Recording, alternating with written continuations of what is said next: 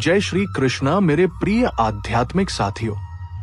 इस आध्यात्मिक यात्रा की शुरुआत से पहले एक पल अपनी आंखें बंद करें और मन में राधे श्याम का नाम गुनगुनाएं। हे वृंदावन बिहारी, जो भी साधक यह अमृत वाणी सुन रहा है, उसके जीवन से अंधकार मिटा दो और उसकी राहों पर अपनी कृपा की छाया बनाए रखो। साथियों, नीचे कमेंट में राधे राधे लिखकर अपना प्रेम और भक्ति प्रकट करें और इस संदेश को अपने प्रियजनों के साथ साझा करें, क्योंकि हो सकता है आज यही शब्द किसी और की जिंदगी बदल दे। अगर आप आध्यात्मिक साथी परिवार में नए हैं तो सब्सक्राइब करें और बेल आइकन जरूर दबाएं, ताकि हर दिव्य संदेश सबसे पहले आपके दिल तक पहुंचे। तो आओ मिलकर बढ़ते हैं इस अनोखी आध्यात्मिक यात्रा की ओर। साथियों, कभी कभी ना बाहर से सब ठीक होता है, लेकिन भीतर कोई तूफान चल रहा होता है। मन बेचैन होता है, कोई बात साफ नहीं होती, पर दर्द साफ होता है। ऐसे में कोई काम करने का मन नहीं करता, कोई दिशा नहीं दिखती, और फिर एक आदत हमें जकड़ लेती है। बार बार कुछ ऐसा करना जो थोड़ी देर के लिए राहत दे, जैसे बार बार फोन स्क्रॉल करना या एडिक्शन में चले जाना। क्यों? क्योंकि मन को बस कुछ पल का आराम चाहिए होता है, लेकिन यह आराम स्थायी समाधान नहीं है।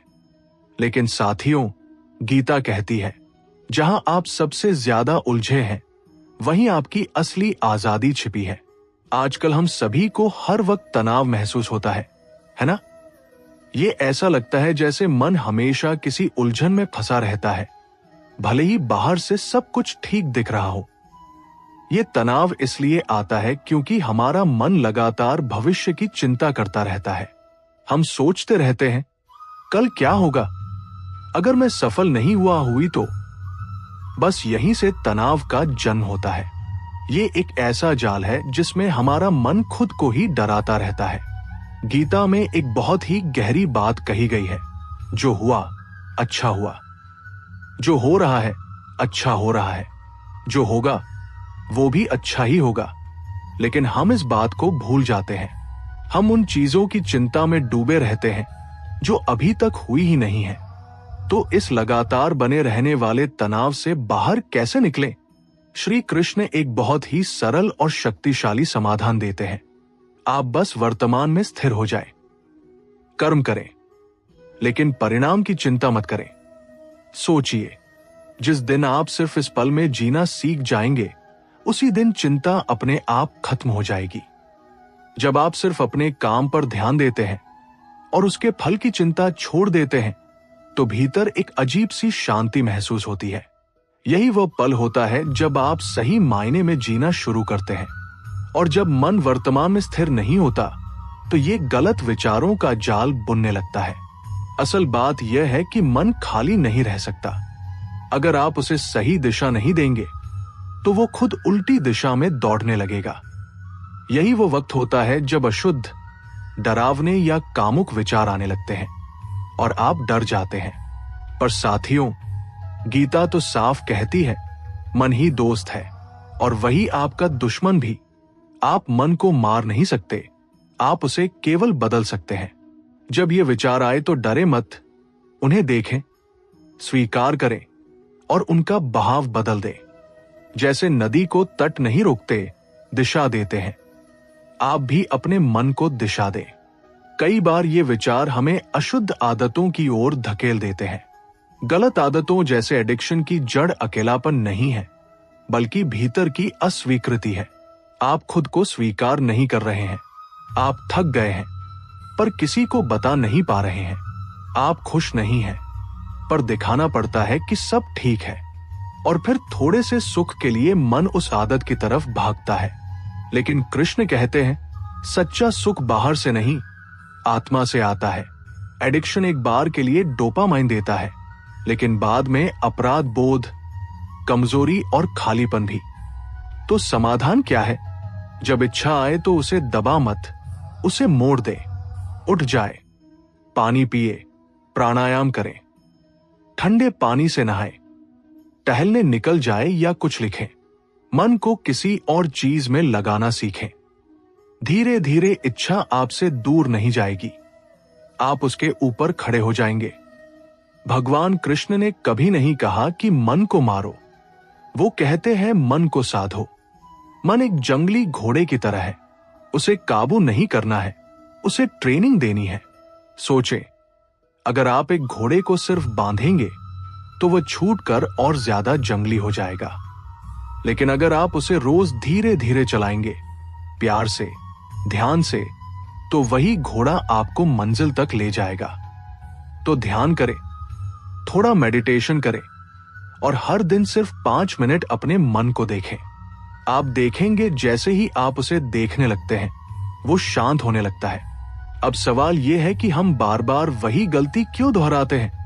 क्योंकि अंदर कोई भावनात्मक खालीपन है जिसे आपने पूरी तरह देखा नहीं। आप उसे नई चीजों से, आदतों से भटका देते हैं। पर गीता कहती है, आप खुद से भाग नहीं सकते। अगर बार बार कोई आदत वापस आ रही है तो वो आपके लिए कोई संदेश लेकर आई है। उसे सुने। क्या आप दुखी हैं, अकेले हैं, अस्वीकार किए गए हैं, खुद से नफरत करते हैं? इसे स्वीकार करें। लिखें, बोले, रोए, लेकिन उसे दबाए मत। असली आजादी वही देता है जो भीतर झांकने की हिम्मत करता है। और जब आप भीतर झांकते हैं तो आपको खुद को माफ करना सीखना होगा। आप खुद से कितना नाराज रहते हैं, मैं तो हमेशा गलती करता हूं, मैं तो कभी सुधर नहीं सकता। साथियों, ये अपराध बोध, ये शर्म आपकी आत्मा का हिस्सा नहीं है, ये तो पुरानी सोच है। गीता कहती है, हर आत्मा परमात्मा का अंश है। क्या परमात्मा गंदा हो सकता है? नहीं, तो आप भी नहीं। गलती हुई, सीख ले, खुद को माफ करें और आगे बढ़े। माफी कमजोरी नहीं है, ये ठीक होने की शुरुआत है। तो नए रास्ते की शुरुआत कैसे करें? श्री कृष्ण कहते हैं, हर काम के पीछे भावना शुद्ध होनी चाहिए। तो सवाल है, आप अपनी ऊर्जा किस तरफ बहा रहे हैं? उसी ऊर्जा से आप अपनी आदतें बदल सकते हैं, अपने शरीर को ठीक कर सकते हैं, रिश्तों को सुधार सकते हैं। हर रोज थोड़ा बेहतर बनने का संकल्प लें। सुबह उठकर एक सकारात्मक काम करें, एक अच्छी बात सुने, एक पुष्टि बोले, एक सांस गहराई से ले। छोटे कदम बड़ा बदलाव लाते हैं। साथियों, अर्जुन की सबसे बड़ी शक्ति क्या थी? उन्होंने सही वक्त पर कृष्ण को सुन लिया। अगर आप भी अब तक ये बातें पढ़ रहे हैं, सुन रहे हैं, तो ये कोई संयोग नहीं है, ये आपके अंदर के अर्जुन की पुकार थी और आध्यात्मिक साथी उसी आवाज का जवाब है। अगर ये बातें आपके दिल तक पहुंची तो साथियों, वीडियो को लाइक करें, कमेंट करके बताएं कौन सी लाइन आपको सबसे ज्यादा छू गई, और आध्यात्मिक साथी को सब्सक्राइब जरूर करें। यही आपका सच्चा साथी है। साथियों, सच तो यह है कि यह सफर आसान नहीं है। कभी कभी लगेगा कि सब सही चल रहा है, फिर अचानक कोई कमी महसूस होगी। कभी मन कहेगा, बस आज ही आखिरी बार, और आप खुद से हार मान लेंगे। लेकिन गीता हमें सिखाती है, जो गिरकर भी उठता है वही योगी है। आप गिरे, कोई बात नहीं, पर अगर आप फिर खड़े हुए तो समझे कि आपकी आत्मा अभी जाग रही है। कोई परफेक्ट नहीं होता, लेकिन जो सीखता है वही मुक्त होता है। यही रास्ता है, धीरे धीरे लेकिन लगातार। आप खुद को बहुत जज करते हैं ना, मैं तो बहुत गिर गया हूं, अब क्या ही कर पाऊंगा, लोग क्या सोचेंगे। पर साथियों, कृष्ण अर्जुन से क्या कहते हैं? आप अपने कर्म पर ध्यान दें, बाकी सब मुझे सौंप दें। दूसरों की सोच आपको परिभाषित नहीं करती, आपके बीते कर्म भी आपको परिभाषित नहीं करते। आप वही हैं जो आप अब से चुनते हैं। आप क्या चुनते हैं, शर्म या शक्ति? खुद को देखें, लेकिन जज मत करें।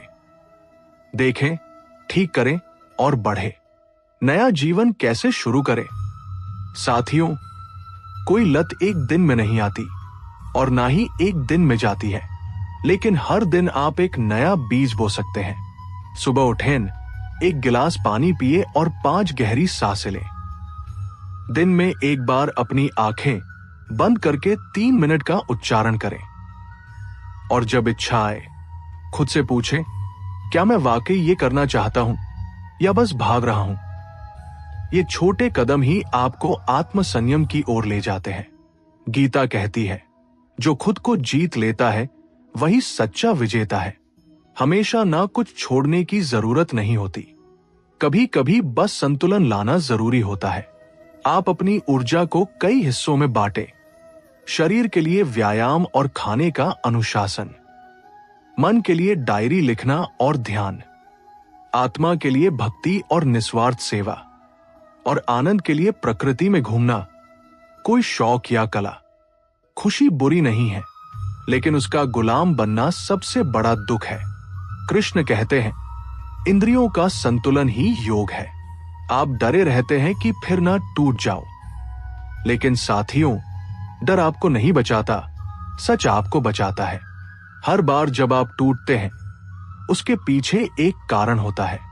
हर बार जब आप संभलते हैं उसके पीछे एक आस्था होती है। तो अगली बार अगर आप नीचे जाए, अपराध बोध से नहीं, जागरूकता से वापस लौटें। समझ सबसे बड़ा शिक्षक है। अगर कोई बड़ा मकसद नहीं होगा तो आप छोटी छोटी इच्छाओं में फंसे रहेंगे।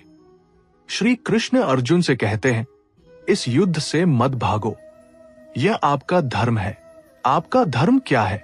क्या आप बस जिंदा रहने के लिए जी रहे हैं या किसी के लिए प्रेरणा बनना चाहते हैं? जब आप किसी मकसद से जीने लगते हैं, आपकी ऊर्जा बर्बाद नहीं होती, केंद्रित हो जाती है। आप लत से नहीं, प्रेरणा से जिएंगे। आप तनाव में नहीं, बदलाव में रहेंगे। हर बार जब आप बहुत अकेला महसूस करें, जब अंदर तूफान उठे, जब डर लगे कि फिर से हार जाऊंगा अब जाऊंगी, तो आंख बंद कर और बस इतना कहें, हे कृष्ण तू आजा।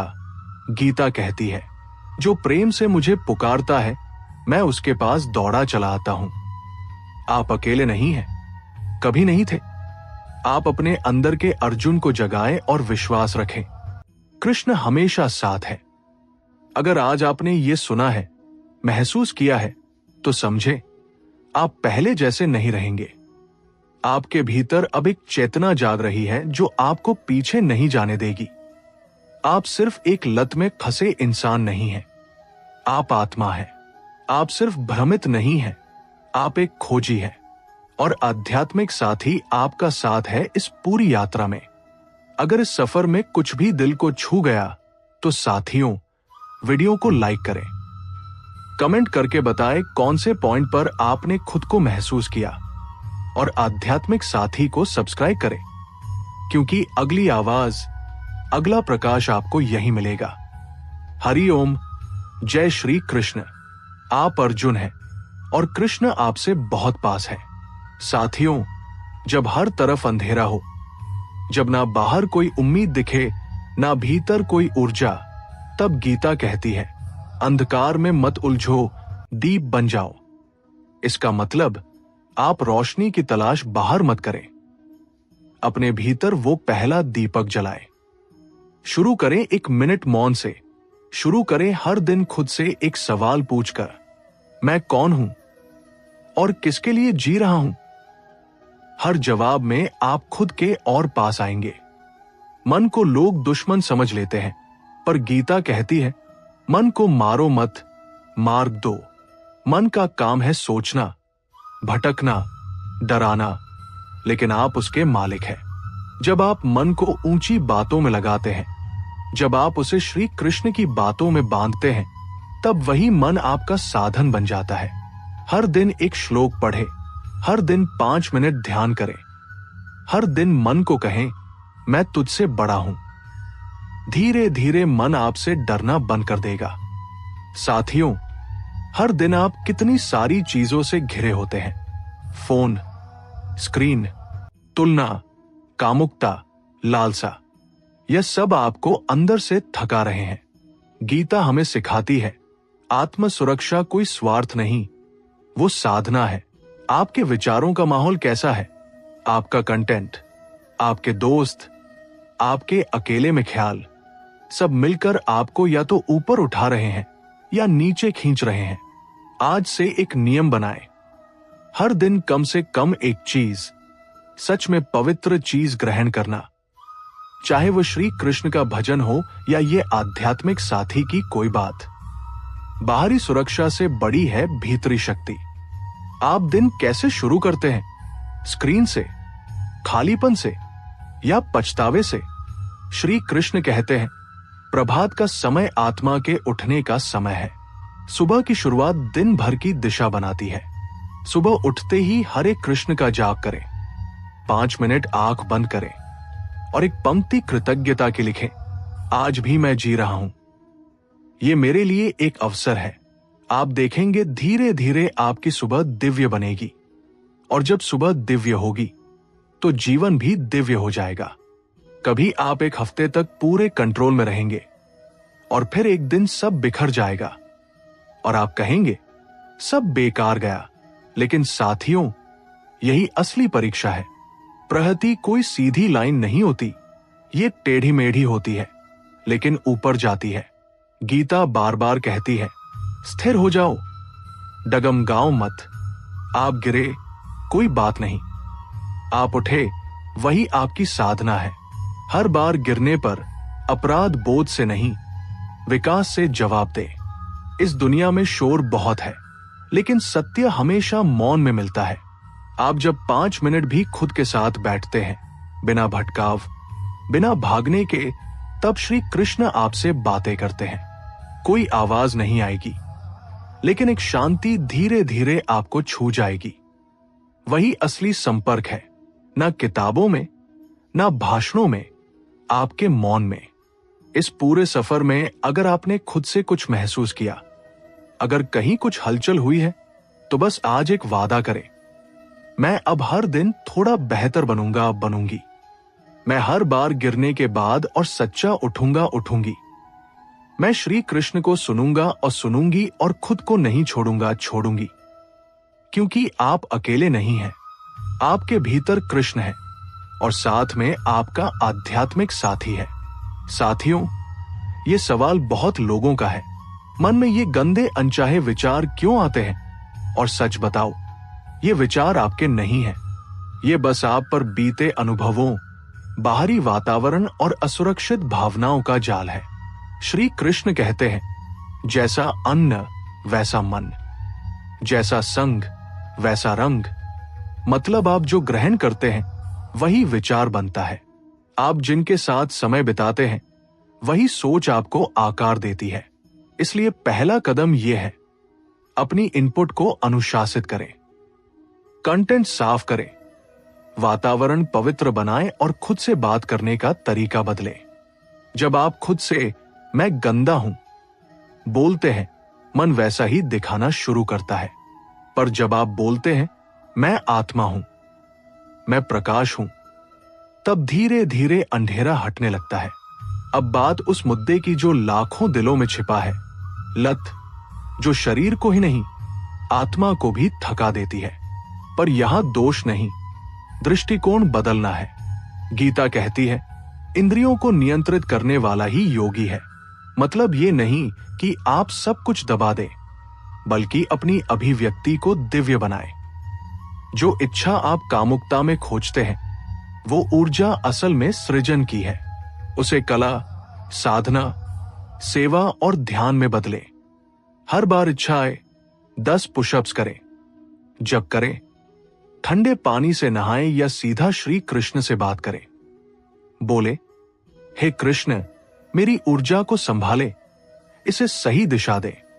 आप देखेंगे हर बार जब आप उस इच्छा को मोड़ेंगे, आपका आत्मविश्वास 10 गुना बढ़ेगा। आज की दुनिया शक्ति को शरीर, आक्रामकता और कामुकता से नापती है, लेकिन श्री कृष्ण अर्जुन से कहते हैं वो वीर नहीं जो दूसरों से लड़े, वो वीर है जो खुद से जीतता है। सच्ची वीरता वह है जो वासना को समझे, विवेक से रोके और आत्मा की शक्ति में बदल दे। आप जितनी बार अपनी शक्ति को संभालते हैं, आप उतनी बार अपने जीवन को ऊपर उठाते हैं। और अंत में साथियों, इस पूरी यात्रा का सार एक ही है, खुद से प्रेम करना। पर यह प्रेम मैं बेस्ट हूं वाला अहंकार नहीं, बल्कि वह प्रेम है जो खुद को जानता है, खुद को स्वीकार करता है और धीरे धीरे खुद को बदलता है। श्री कृष्ण कहते हैं, मैं सबके हृदय में स्थित हूं। मतलब आप चाहे कितने भी गिरे हो, टूटे हो, आपके भीतर कृष्ण अब भी बैठे हैं। बस आप हर दिन थोड़ा थोड़ा उनसे जुड़े, खुद को समझें और चल पड़े। अब आखिरी प्रतिज्ञा, मैं अपने विचारों को अब और नहीं छोड़ूंगी। मैं अपनी ऊर्जा को बर्बाद नहीं करूंगी। मैं श्री कृष्ण के साथ जुड़कर अपने जीवन को ऊंचा बनाऊंगी। और अगर कभी लड़खड़ाई तो फिर उठकर चलूंगी, क्योंकि मैं अर्जुन हूं और मेरा कृष्ण, मेरा आध्यात्मिक साथी सदा मेरे साथ है। साथियों, अगर इन शब्दों ने आपको कहीं भीतर से छुआ हो, अगर एक भी लाइन आपको आज बेहतर बनने की ओर ले गई हो, तो दिल से एक काम करें, आध्यात्मिक साथी को सब्सक्राइब करें, इस ज्ञान को किसी जरूरतमंद तक शेयर करें और कमेंट में लिखें, अब मैं खुद से भागूंगा नहीं। क्योंकि आप अकेले नहीं हैं, आपका कृष्ण अब भी आपके भीतर बैठा है, मुस्कुरा रहा है, बस आपको बुला रहा है। अब आगे बढ़ते हैं। साथियों, जब जीवन भ्रम लगने लगे, तब खुद को उस भ्रम से बड़ा समझे।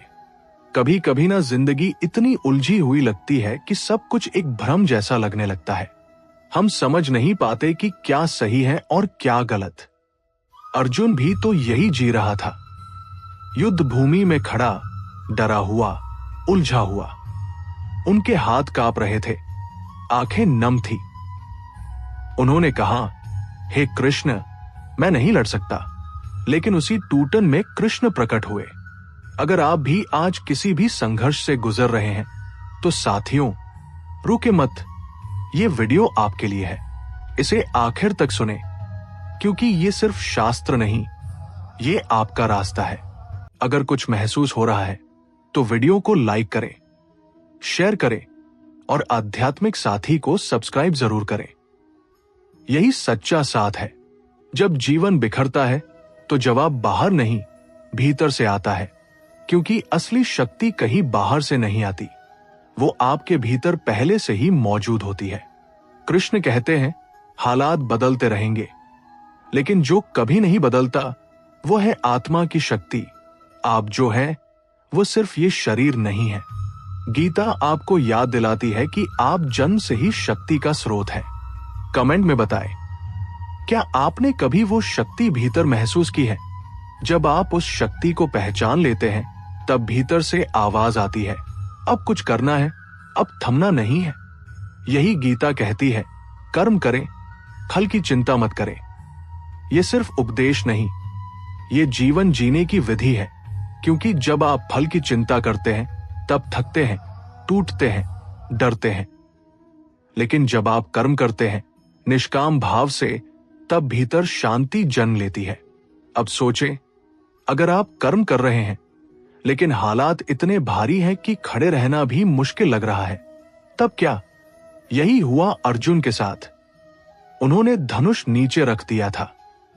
तब कृष्ण बोले, क्यों डरते हो? और यहीं से गीता का अगला अध्याय शुरू होता है। संकट में जागना जरूरी है, गिरना नहीं। अगर आप टूटे हुए हैं, थके हुए हैं, डरे हुए हैं, तो याद रखें, आप अर्जुन हैं और आपका कृष्ण आपके भीतर ही है। अगर ये बात दिल को छू गई तो लाइक जरूर करें। अब सवाल उठता है, किस दिशा में जाऊं? वही आता है स्वधर्म का रहस्य। हर आत्मा का एक अलग रास्ता होता है। जो आपके स्वभाव के अनुकूल हो, वही आपका धर्म है। कृष्ण कहते हैं, परधर्म भयावह है। दूसरों के राह पर चलकर आप खुद को खो देंगे। लेकिन अपने स्वधर्म पर टिके रहे तो चाहे राह कठिन हो, मंजिल आपकी होगी। लेकिन जब रास्ता मिल जाता है तो सबसे बड़ा युद्ध शुरू होता है अपने मन से। मन कभी कहता है, रुक जाओ। कभी कहता है, सब बेकार है। कभी कहता है, भाग चलो। यही कारण है कि गीता कहती है, मन ही मित्र है और मन ही शत्रु। जिसने अपने मन को जीत लिया, उसने खुद को पा लिया। लेकिन मन को मारना नहीं, उसे समझना है, अपनाना है, दिशा देनी है। कृष्ण कहते हैं, वश में किया हुआ मन सबसे बड़ा साधन है। फिर आता है वो पल जब सब कुछ करते हुए भी थकान घेर लेती है। शरीर थकता है, मन थकता है, कभी कभी आत्मा भी थकी हुई लगती है। लेकिन गीता कहती है, आप ना थक सकते हैं, ना मर सकते हैं। आत्मा अजर है, अमर है। और जब आप इस सच्चाई को भीतर से स्वीकार कर लेते हैं, तब भीतर की शांति उभरती है। शांति का मतलब ये नहीं कि आप चुप बैठे हैं, इसका मतलब ये है कि आप भीतर से स्थिर हैं। भीड़ में रहकर भी जो मौन में है, वही असली शांति है। अगर इस हिस्से ने आपके भीतर सुकून भरा हो, तो कमेंट में हरि ओम जरूर लिखें। अब बात आती है उस कला की जो सबसे कठिन मानी जाती है, त्याग की, छोड़ने की। क्या छोड़ना है?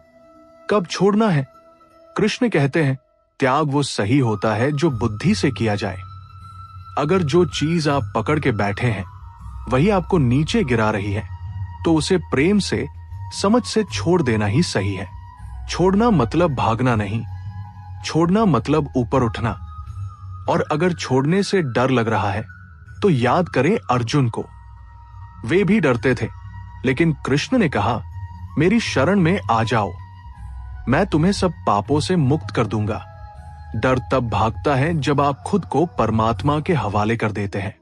और अंत में सबसे महत्वपूर्ण सवाल, जब बाहर जीवन का युद्ध चल रहा हो, नौकरी, रिश्ते, समाज, सब आपसे कुछ खींच रहे हो, तो भीतर शांति कैसे पाए? उत्तर एक ही है, कृष्ण की ओर लौट चले। क्योंकि शांति कोई सुविधा नहीं, शांति आपकी असली पहचान है। अगर आप उस शांति को पाना चाहते हैं, तो कृष्ण को सिर्फ सुनना नहीं, जीना पड़ेगा। अगर इस पूरी यात्रा ने आपके दिल को कुछ भी छुआ है, किसी एक लाइन ने भी आपको हिला दिया है, तो आध्यात्मिक साथी को सब्सक्राइब करें, ताकि ये यात्रा साथ में आगे बढ़ती रहे। वीडियो को लाइक करें, शेयर करें और कमेंट में जरूर बताएं किस बात ने आपको सबसे ज्यादा छू लिया। क्योंकि ये ज्ञान, ये शांति, ये शक्ति सबके लिए है। हर आत्मा को उसका कृष्ण मिले, यही आध्यात्मिक साथी की सच्ची प्रार्थना है।